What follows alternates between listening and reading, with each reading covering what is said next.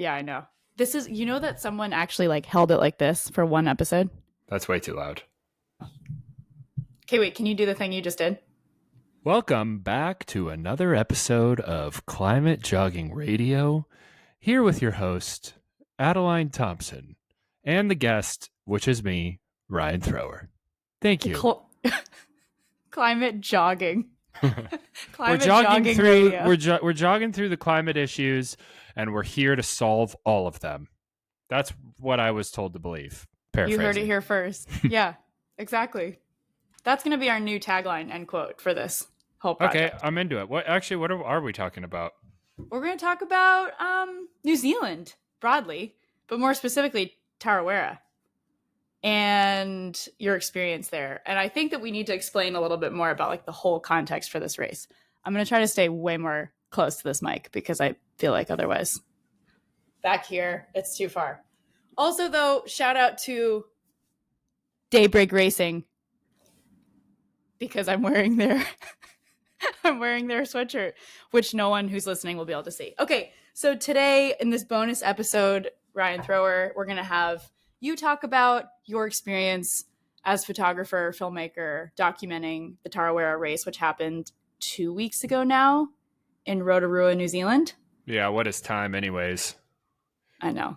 And in classic fashion for us, we got back from New Zealand yesterday and we're already in separate locations. We took off tomorrow and we landed yesterday. Yeah, that's how it works. More or less. So my company Free Trail, we went abroad. Wait, can you be more in the frame? Yeah, but then my microphone I know, but I want to see your whole face. Is on my trackpad. Oh, can you put it on the side of your trackpad? That's what I did, which is here. Oh. Well, your face is like this, though. Okay, all right. Okay. Can you start again?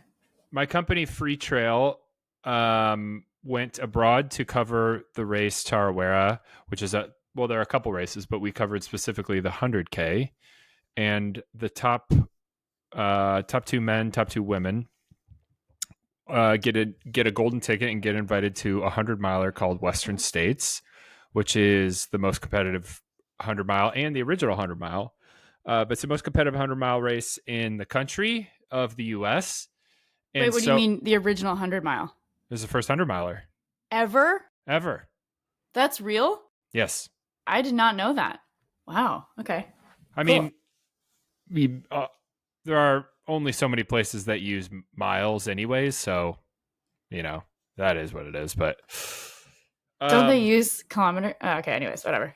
So we went abroad to New Zealand to cover the race, and we during the race we do before the race we do some talk shows, podcasts, talking about the upcoming race with athlete interviews, and then during the race I got to shoot the 100K and got driven around because I had no idea where I was going. So that was amazing. Usually I'm driving myself around, or Dylan, my business partner, will drive me around. And it was really, really cool being in a lot of old growth forests in the middle of nowhere with this race, because it was a point to point, but there's a lot of like wiggling around. So I was shot at a bunch of different points throughout the 100K, and it was super fun to see the race unfold. And there was no live stream. Sometimes these races have live streams, but there's no cell service either, so no one knew what was happening in the race except for me and a guy called Devin that was driving me around. So it was just super fun to get a front row seat, and nice.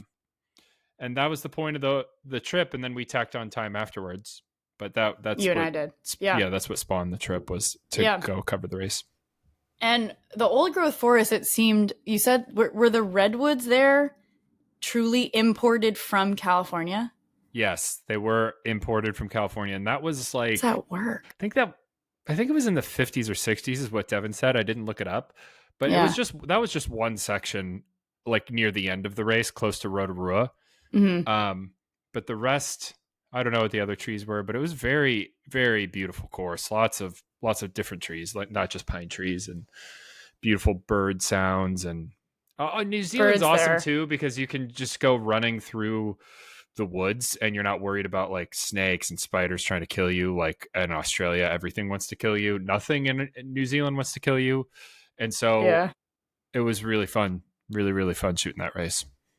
that's so awesome. Yeah, it was fun to be in Rotorua too, as I wasn't there for the race, but the surrounding area is so beautiful, and the birds nearby in all of New Zealand are just so stunning.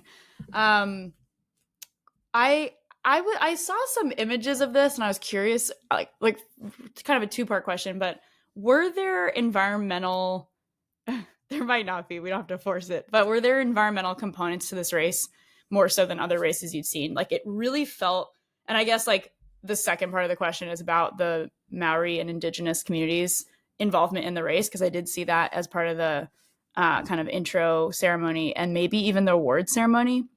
But I was just curious, like from your perspective, if you kind of experienced that and or just what the connection to the land the race had was. Like you mentioned, it went through all these different tracts of land and forests and all that. Like it really felt to me like a complete outsider. Like there was an additional strong environmental connection, but I could be wrong.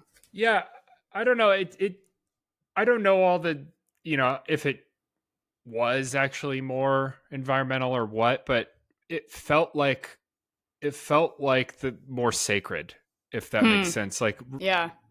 there was no litter anywhere. Even around the aid stations, there was no, like, sometimes, not just in the US, like all over the place.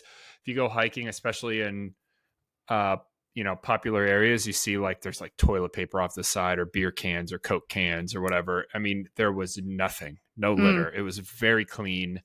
um and part of it probably was like I went into it thinking like how New Zealand has like rivers that are living, and if you pollute, it's like manslaughter. They Yeah. forests. So I just kind of, it just, I went in mentally, like, so I was projecting a little bit more of that in my head, but it just felt a little different. It's a pretty fast race, meaning it's not there's not a lot of climbing. It's not very technical from at least the parts I were on. um and there is one spot we spent a lot of time at with a huge waterfall that comes out of the ground, like not over the ground, and the water is ancient.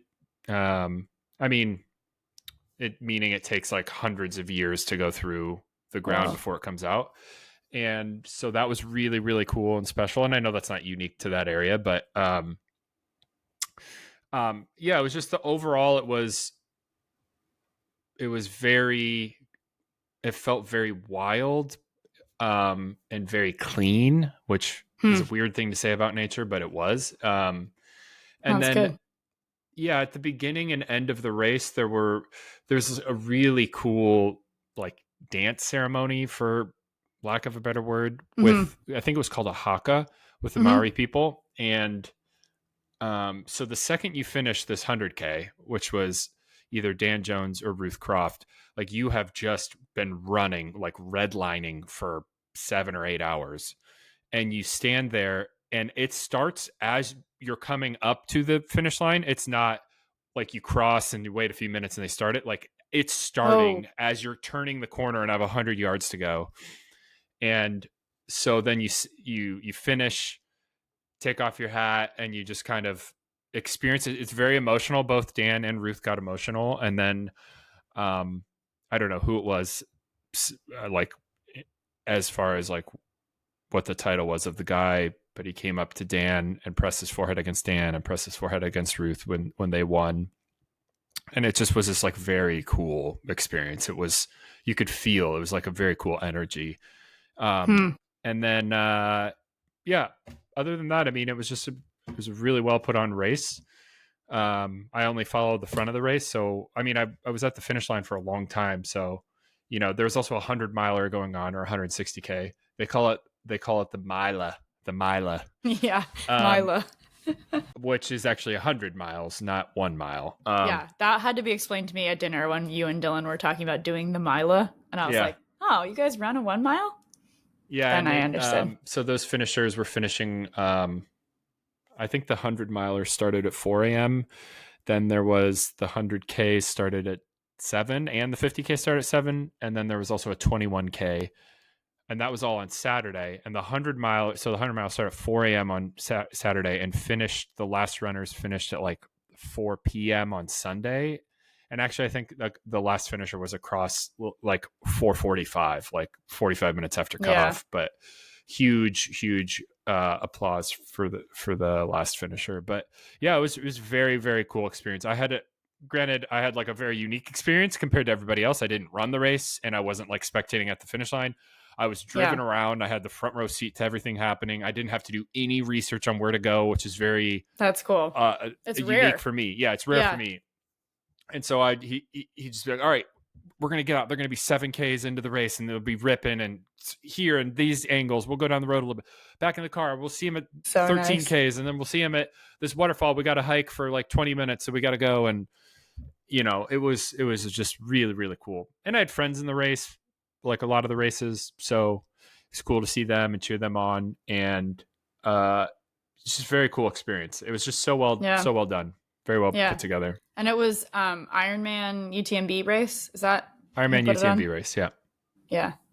That's so cool. Yeah, I learned because I was doing some site visits to different Maori communities working on environmental projects, including the one actually in Rotorua, which was ironic. I didn't know that going into it. But I learned that greeting of pressing your forehead together and noses together is kind of like you were an outsider, now you're an inside, like now you're a family member kind of thing. It was like, it's like an energy passage. So I thought that was really cool, seeing the images of Ruth and Dan having that happen at the finish line. It did seem like they got very emotional, and I think it like really means a lot for Maori communities to like extend that gesture. So yeah, I noticed when we were traveling around the rest of the country, so after the race, you and I traveled through New Zealand to both the North Island and the South Island. And I don't know if you caught this. I feel like we talked about it a little bit, but I want to say it was like Tiaki or something. I'm probably misremembering the name, but there was some kind of notice at a lot of different places of like, you are traveling here, you are entering into a partnership with nature. Like, it's not just about being a tourist. You're actually like becoming a part of our island, and you have to like enter into this agreement. So that was part of the like cleanliness, keeping litter off the trails kind of thing. But I hadn't really seen that in any other country I've been to.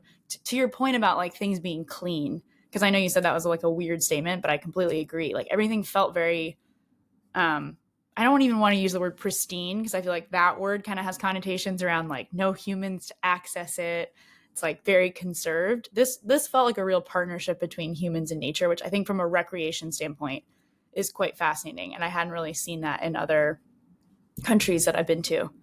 I don't know if you'd seen that kind of thing before. Yeah, it's interesting because the two major hikes we did a lot of little ones, but the two major hikes, one of them was very buffed out and wide, almost a forest road. It was so wide, and it was very busy until you got to the very top part, because then half the people stopped with like a mile to go, and then there was a couple, I don't know, maybe 15, 20 people at the top, and that trail was pretty clean. And in fact, the guy in front of us that we think may or may not have been from Maine, I saw him pick up like the one gel wrapper I saw. I saw that. Yeah. And then the second hike we did, which was the next day, was like infinity stairs to the top. Mortar stairs. Yeah, exactly. They were very steep mortar stairs, and a lot of them. And it was like 1,800 feet in a mile or something. And we get to the top, and there is like this community-sized picnic table that made me feel like I was a toddler. It was so big. And I remember we sat at the table for just a couple minutes as I switched lenses or whatever. And I remember thinking, this is insane how not only how clean it is, but that it's not carved into a million times with people's initials or whatever, or graffiti or something. It was at a popular hike. It was only a couple miles, so it was like doable. I mean, it was very steep. So, but surprised at how many people we saw on that trail. And it was clean. Everything around the table was clean. There wasn't garbage. There wasn't beer cans. There wasn't cigarettes. It was clean. And, I'm not dogging on like the US specifically, but it just like I run a lot in Washington and California, and there's always garbage. Like whether it's a little bit or it's just off the trail where people use the bathroom and just leave toilet paper. It's there. It's there. I see it. I see it almost every single run. And it's something I don't really even think about that much until I was in a place where there was none of it. And I was like, wow, this is Mm, crazy. yeah. Yeah. Well, it's like also what you said about personhood. Like, I think it's the mountain. There was a mountain on the North Island that just got granted personhood. And then there's a river, maybe I think there's a forest too. And I don't even, I'll try to link out to like what that stipulates, like what that actually means. But it's like there are true natural landscape landmarks that have the same rights as a person in New Zealand. And that to me also signifies this sense of like deep reverence and respect. And again, partnership is sort of another word I'll use of like, that's why I don't know, like that just kind of struck me as that's why the landscape is so clean and so taken care of.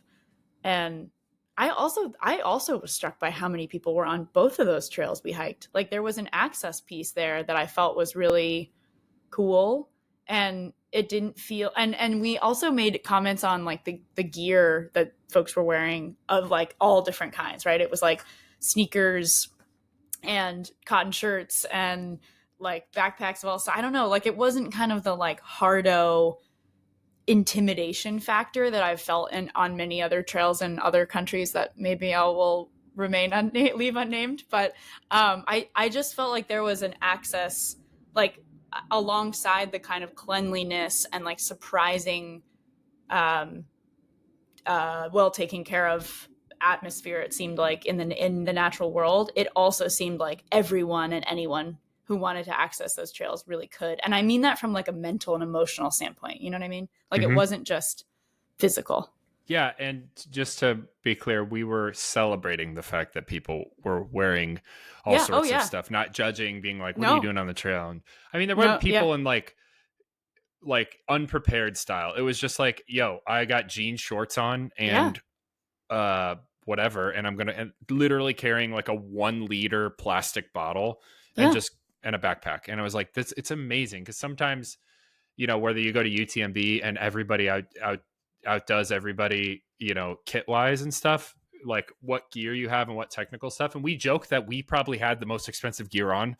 That was just like my Goldwyn jacket and my Well, normal definitely gold one. shorts, Yeah. and like Yeah. I had a Patagonia Solomon shirt. vest on. Yeah, and Yeah. just and it was funny. Just it was like just a celebration of just.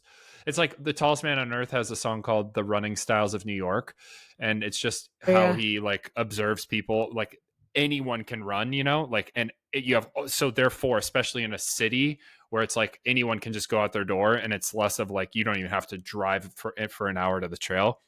It's just beautiful seeing that like anyone can run. And I even today, like, I guess there is some element of judging to that, but I saw somebody in Discovery Park across the water from where we live, where just out for a jog that clearly was like seemed new, had to stop and look where the either just new to the park or new to running. But it was like, oh Mm-hmm. man, I love that. And I love the idea that like it takes courage maybe if you've never run before or you've never been on a hike before, but you're in New Zealand, so let's go do this. So we Yeah. didn't bring any specific clothes, so we're just going to go up in our jeans. And it's a cool thing. So I Yeah. mean, No, that's a good I guess there is clarification. some element of judging there, but it's not like a what are you doing out here? It's like, hell yeah, you're out here. Yeah, exactly. Yeah, yeah. No, because I mean, you named it, like UTMB is sort of where I was thinking of, like not necessarily the whole country of France or all of Europe, but like definitely there are running events that you and I both go to throughout the year where it's a gear game a little bit. There's a real sense of like op, somewhat optics of what people are showing up in, and how you sort of present yourself. And I loved, again, I think it's just wild to me how both it felt like anyone and everyone, come as you are, could Yeah. access the trails in New Zealand, and there was also like this immense sense of cleanliness. I don't know, like the word, maybe I mean conservation is one way to put it, but I think we both mean like literal, like trash on the trail was not existent. Like it felt like well cared for, which is really cool. So man, I Also, miss it. I gotta be honest, I miss it there. also all good if you are a full kit person. Totally, we respect that too. Needs to be said. We respect everyone. We No, do. that's not true, but we respect most people. That's actually, yeah, clarify. Um, I think that was like sort of the general basis of what I wanted to talk to you about. Did anything else Yes. strike you? Tell me. When we were in Hawaii yesterday, But for yeah, our layover, there was forgot one, about that. the Honolulu airport is just amazing. We sat outside, and it's like green, and even though it was like 80 degrees, it was nice. There was a breeze. There were little ducks. There was the pond. It's called a cultural garden. There are And, outdoor gardens at the Honolulu airport. This is yes, something that I did not know, and Ryan flew through Honolulu on the way out. on the way out Was and the way it? back. Yep. I had So never, and I didn't know this, so it was quite and wild. and then I pointed out the sign that said, although we are surrounded by water, we don't have much of it, or we don't have endless amounts of it, or we don't. It was something about like basically being Yeah, about even though we're surrounded by water, it's not like don't leave the faucet on, kind of. yeah. And it's like, that I read that, and that just, I don't know if it was like the presentation of it was really good, but it just like it's like, huh, yeah, it It caught was me. like the ad. I think it was sort of like a PSA, maybe. Mm-hmm. It was like an ad. The format even of it was like a huge blank wall with sort of a cool background color, and then the like really small font in the middle of like we're surrounded by water, but it's not an endless resource. Essentially, I forget the copy as well. Yeah, and it was sort of like a. I think it was similar to what they have in New Zealand, like a Hawaiian conservation either like organization or even government entity that's sort of like giving this message to folks who are coming through the airport. That was another thing I noticed in New Zealand was like they had every sign was sort of like the local conservation body or entity. I think probably engaged with the government there, probably in Hawaii, maybe not. Is Yeah, that it's too it's contentious for also, me to say? well, it's also interesting. Like I flew Hawaiian both directions because they're like partners with Alaska, and I fly pretty much everything Alaska Airlines. And both times I landed in Honolulu, they're like, "Yep, here's a little bit of the history Yeah. of Honolulu." Also, the U.S. Basically acquired us, and the whole time I was just like, "Ugh," Yeah, just. yeah, yeah. It's yeah. I was like, It's I'm just passing through. I'm just passing through. Do you notice they didn't do that when we landed in Seattle? Yeah. Obviously. Yeah, and When we it's really landed, it is really cool yeah. because they speak in Hawaiian first. They Hmm. do the whole spiel of like welcome, all the rules, and if you're here, cool. And the whole time I was just like, yep, sorry about that. Just like I don't, whatever. So Yeah, because it was like we were an independent nation until like yeah, 1958 or something, which was yeah. recent. I also didn't realize how recently And I that got off the plane was. thinking like, oh yeah, but you know what? There's some good stuff came from us taking Hawaii, and then I was like, can't think of Mm, anything though, but I'm sure it's there. And I was just like, maybe not. Anyways, we I gotta think go to my Seattle. Like, I think my response to that was literally that Obama was from yep, Hawaii, yep, and that was it. I don't know. Anyways, yeah, that was really fascinating. That was a fascinating stopover to be yeah. in that airport It and was really experience nice. the culture a little bit more and see like yet another example of how like nature blending into an airport, which I'd never really seen before. Kind of felt like we were able to be in Hawaii for a couple hours on our stopover. Um, well, thanks for all this. I really do miss where we just were. And someone said today, they were like, Addie, it makes sense that that you went to New Zealand and you enjoyed it because it's kind of like your soul place. Like it's like maybe it's where you were meant to be from. And I was kind of like, yeah, I wish. I can't really claim any part of it, but I do feel like there was like a real connection from an outdoors perspective, from a nature perspective, from a again like kind of partnership with land, if you will, perspective. It just felt like it blew my mind. It honestly like it was such a bucket list trip for me and I had so many admitted expectations and it blew them all away. Like I had no idea what I had quote unquote expectations of like it being a beautiful country, but I think all the pieces that blew me away were like the people, the personalities, the culture, the The way Lord of that the like Rings filming sites. yeah, we should also probably mention that like I think we went to more than 10. Yeah, More than I've been 10. That saying was an 15. accent. Really? Yeah, Yeah, we went to like 15 locations, but they weren't. Here's the thing. Okay, this is like a little bit of like a bonus, but the thing is that, and then I'll get you out the door to your obligation. The thing is, one of them was like official, I would say, going to Hobbiton. That feels like you go, you pay, you take a little shuttle, and then they bring you to the Shire. You go, you pay, you take a We shuttle to come, the we eat, we Shire, leave. you rethink your life and why you don't live in New Zealand, specifically a hobbit hole, and then they send you on your way. And then you cry because you don't want to leave. Wait, no, you have a pint at the Green Dragon. For those that don't know, that is the Shire's pub. Now I'm getting really geeky with it. Okay, but my point is that one of those locations was like an official, like, this is where we filmed the movie, and we kind of guide you through the experience. But then all the 14 other locations was a Ryan Thrower tour that you did copious amounts of research on to nail, and proceeded not to tell me where we were going each time, and had me guess the location. And you knew every single one. You knew every single one when we pulled up. With the exception of maybe Isengard, because Isengard I was going to say, I think Isengard was probably the only other one that was, I think I did get all of them though. But I mean, I have seen those movies, like, I actually don't know how many times I've seen them. Definitely. I was going to say triple digits. I don't think it's triple digits. So it's like high double digits. If you 50 times? I posted a reel of several hundred photos in a kind of a stop motion style if you want to see our trip in 60 seconds. And also shout out to my background, which is called Brooklyn. I think I'm in a record shop. I keep disappearing a little bit because it doesn't know what's me and what's the background to cut out. It is pretty confused. I think the only way that I know it's a Riverside background is that you have like a little itty bitty Riverside poster on the back of you on the other side. There we go.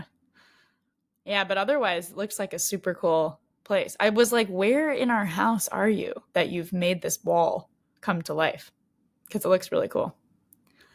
Meanwhile, I'm in a hotel room that looks like an innocent cottage in the back. Thanks for joining. Thanks for having me on the podcast. This is fun to have you on this side of the mic. I feel like you've been very integral in the production side of things, but now you're our guest. So there you go. We will see you next time. Thank you for listening. Yeah. Thank you for listening to Climate Jogging Radio. I am your guest, Ryan Thrower. Also with me is the host, Adeline Thompson. Make sure you like and subscribe. Please rate us on whatever podcast platform you digest this podcast.